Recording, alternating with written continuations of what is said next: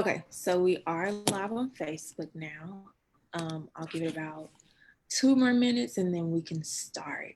Just give people time to kind of hop on if they want to. Um, So how are you doing today? I'm doing well. How are you? I'm doing good.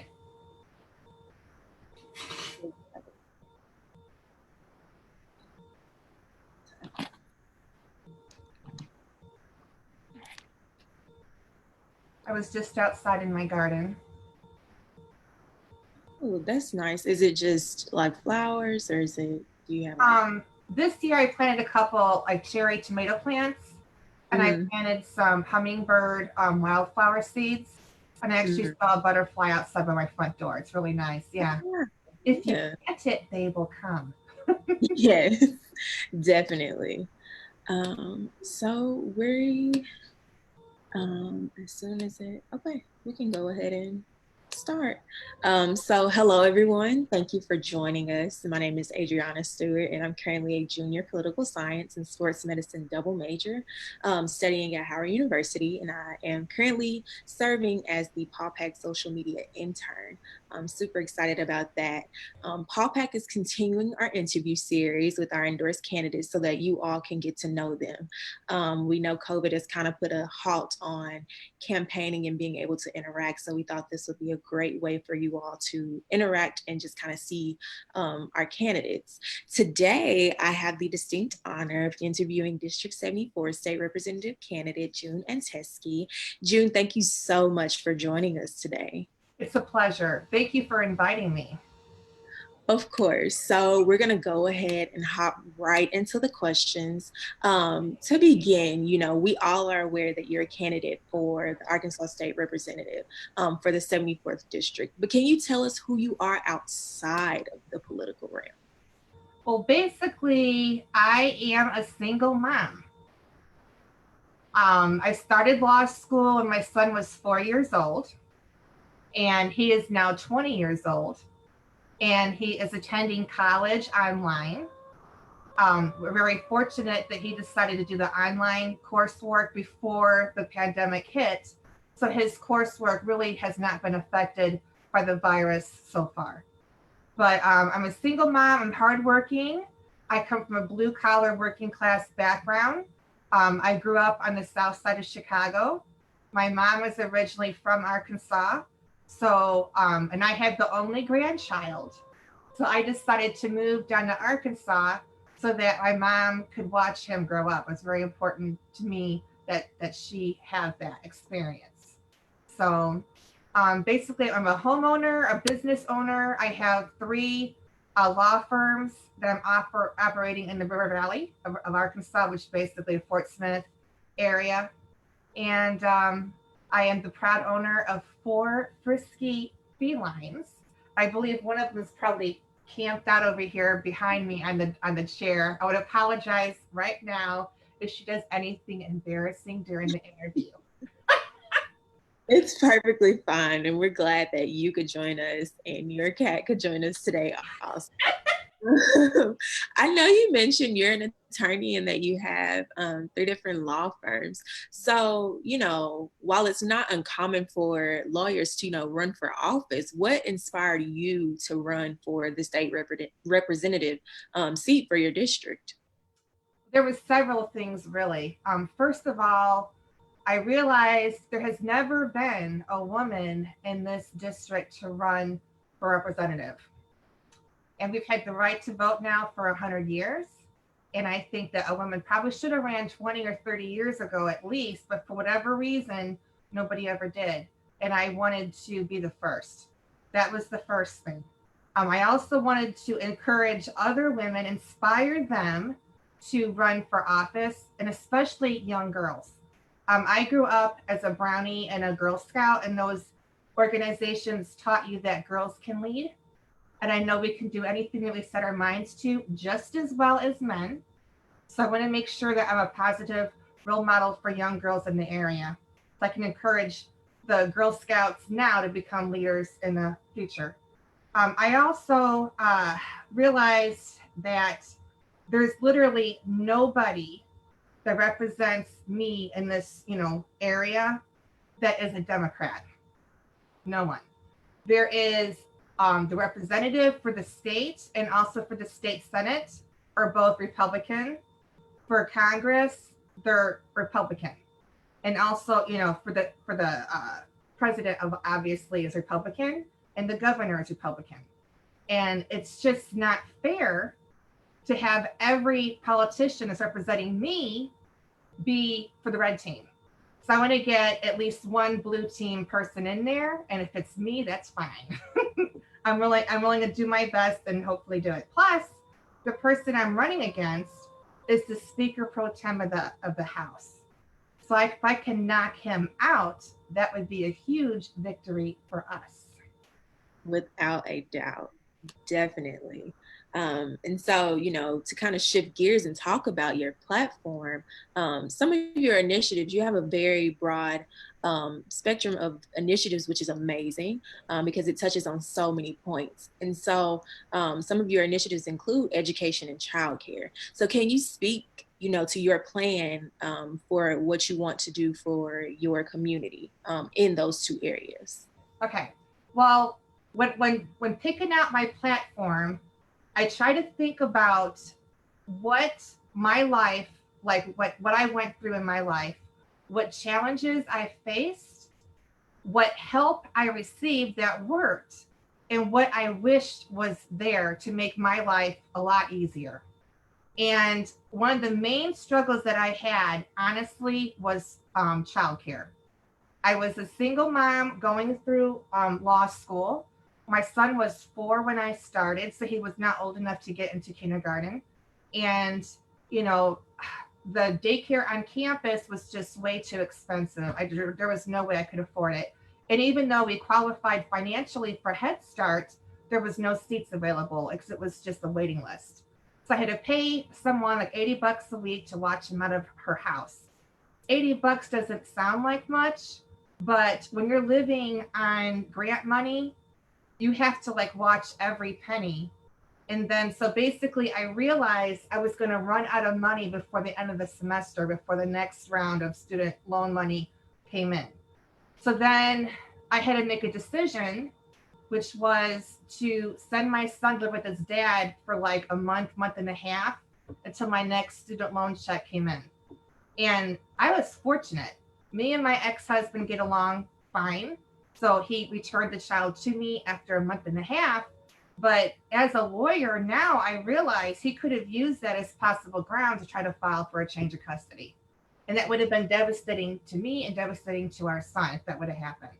So I want to make sure that we have childcare there so that women can go to college or go to work and have a safe place to bring their children. Another situation I've seen out in my neck of the woods is there's a lot of chicken plants out here that work all night long. And you have single moms working in those factories. And there's absolutely no around the clock daycare in this area or night care, child care, period. So unless you have a built in babysitter close by, like a grandma or grandpa that has the ability to watch the kids overnight, you have no one, and that needs to change. I did some research actually, and Arkansas does have some social worker type college programs, and they're required to do 1 year of like child observation. So I was thinking if we could open up a child care center around here and kind of like network with these social worker programs, the students, the college students that come in here, observe the kids, get their college requirement done so they can go graduate and get a good paying job. And the children can also get good, capable childcare while their moms are at work. So to me, it's like a win, win, win, win, win all around. Without a doubt, that would be amazing. I know how it is being a college student myself. Money is very tight, and so that your whole plan for that is really amazing. And it just helps so many people. I know another big part of your platform is the environment and job creation. And while you have both of them separately, you've also found a way to intertwine both the environment and job creation. So can you kind of speak to how you plan to combine the two to help your district? Okay. Well, first of all, um, we have an awesome mayor here. His name is Daniel Rogers, and he has spearheaded the uh, the brand new opening of our solar energy field here in Paris. Actually, the grand opening is this Thursday, and right here is a flyer on it. Can anybody see this? We are We can. very proud of this. So he has worked very hard to get this going. So what I want to do as representative, I want to build on what he's already done with solar. I want to encourage solar to spread throughout the River Valley. It started off in Clarksville, and then Mayor Dan is bringing it to Paris, and then I want to bring it further west, all the way to Fort Smith and beyond. That's the first thing. Second thing is, well, first of all, it's important because solar is the number one job creator in the United States. So Arkansas needs to jump on board this job train or we're going to be left behind again. And I don't want to see that happen to any of us. The second thing is my district is especially fortunate because we have mountains pretty much everywhere. And I did the research. Donald Trump pulled down and tried to hide the wind maps for all 50 states. But I did my research and I found a solar and wind guy in Florida who was very nice, and he sent me the wind maps for Arkansas. So I know exactly which parts of the state are perfect for windmills. And we're very fortunate because my district is one of them. And I've already reached out to one energy company, and they are very interested. They've done the research to confirm my research that this district is perfect for, it's got what's called level 4 ridgeline winds, which is perfect for windmills. And then I was also going to be speaking, hopefully, with the energy company that did the solar field on Thursday to see if they also do wind. And if they do, it's going to speak with them on Thursday about that. So, yes, I want to bring windmills here. I did the research in Kansas. The farmers over there under the windmill contracts typically get paid $7,000 per turbine per year when it's leased off their land.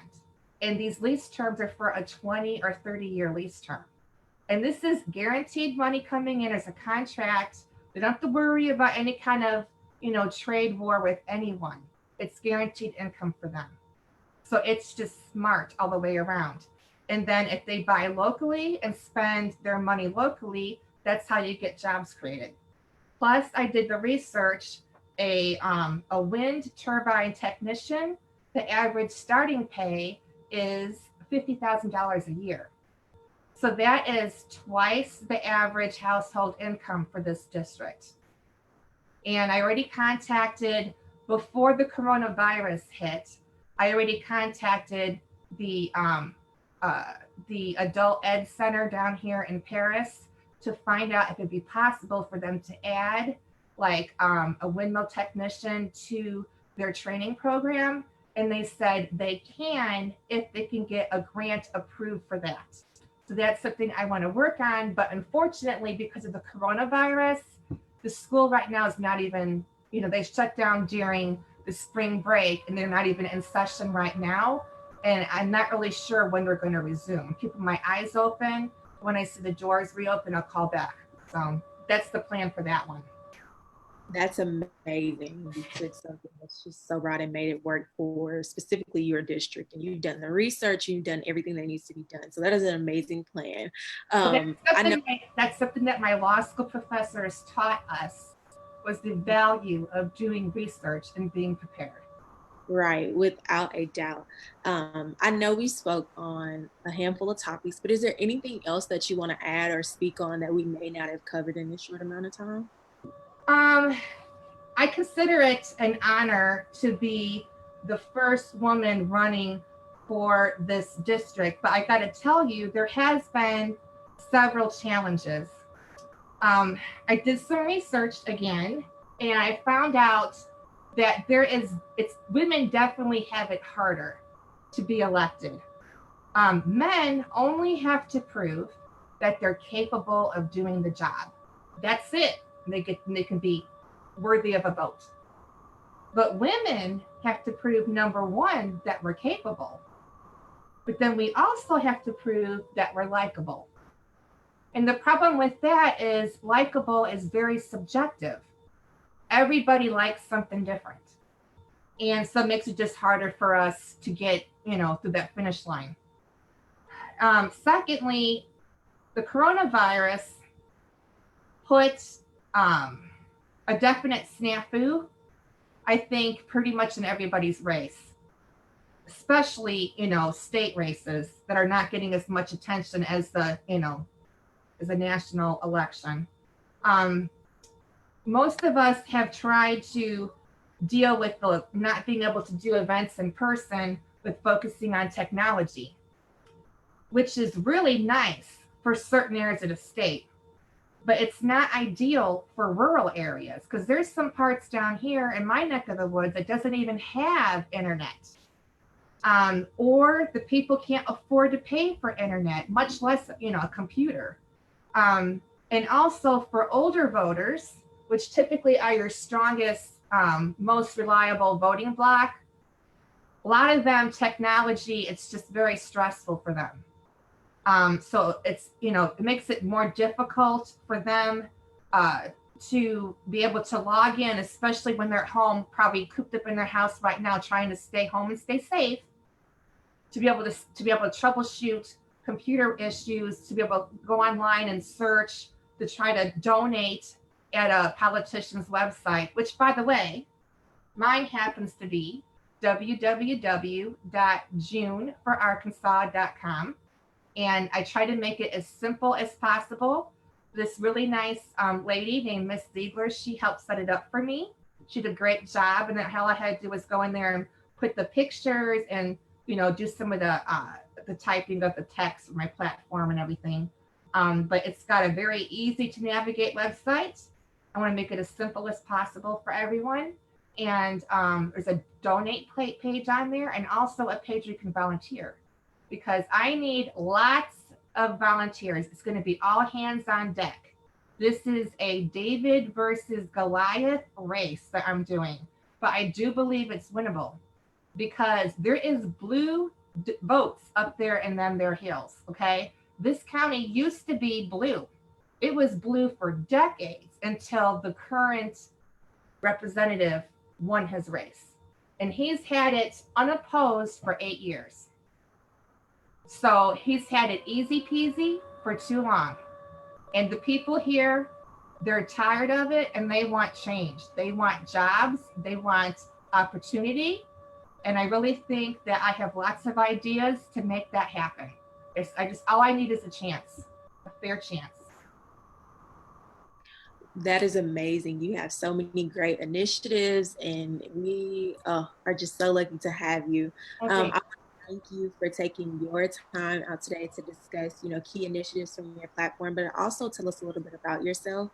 I hope everyone watching was able to take away everything that you have planned for the 74th district, but to also, have that initiative to want to volunteer for your campaign and just make sure that you are winning that seat come November. So I really just want to thank you again for your time, and I want to thank everybody for watching. Did you have anything else you wanted to add before we hop off? All I could say is vote for June and Joe. Yes. That's it. November 3, June and Joe. All you got to remember. All you got to know. Without a doubt. So thank you, everyone, and you all have a great night. Thank you.